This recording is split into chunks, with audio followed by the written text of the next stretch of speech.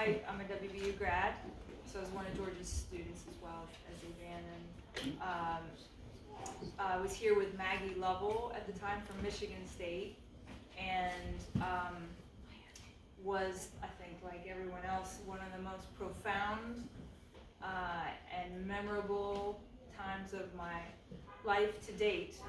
Just had a profound effect on my life. I know that it had a profound effect on Maggie's life. We had a fabulous summer. She's still a very good friend of mine, and she's still in Michigan. And so, what did we work on? We worked on drainage. We worked on pruning. A lot of rhododendron. Our summer, there happened to have been a tree.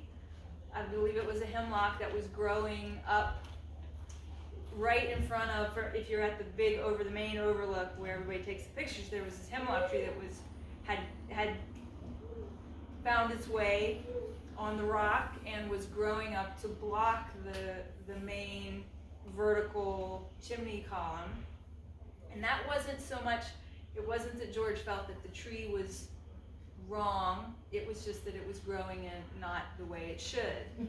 So we weren't going to take the tree out, we were going to top this tree, and I thought, okay, how are we going to do that? Because it was over the cliff, and there was no way to get there, because it was literally growing out of a crack in the cliff. So Maggie and I were quick to learn rappelling, and George actually did the rappelling. And there were tours going on, I remember, and we covertly had tied these safety harnesses. There was no harness, it was just ropes to trees, and we were, George went over the side, and we were the safety beaches. But it was fine, he cut, the tree starts shaking because we could no longer see George. The tree starts shaking, and the top comes off. He knew exactly what point he needed to cut the tree to let it be more of a shrub, right, vertical, because it did need, the bottom of the tree needed to be there.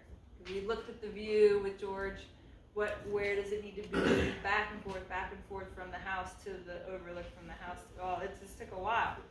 Finally, the day came to cut it, we rappelled, and the tree came off, but it kind of fell, and from our vantage point, it looked like it fell on George. It did not, but we waited, and he said, "I'm fine," and then he was back up the cliff, and we locked the pieces and hauled them up, and I never forgot it. And the view was restored. So that was a very memorable time. I just want to say, I've known George and I live in the Morgantown area and work as a landscape architect. I work for myself, and George, I've worked with George on a few projects off and on over the years. We've stayed in touch, and he was profoundly, in addition to this experience, affected my life. You are such a dear person to me,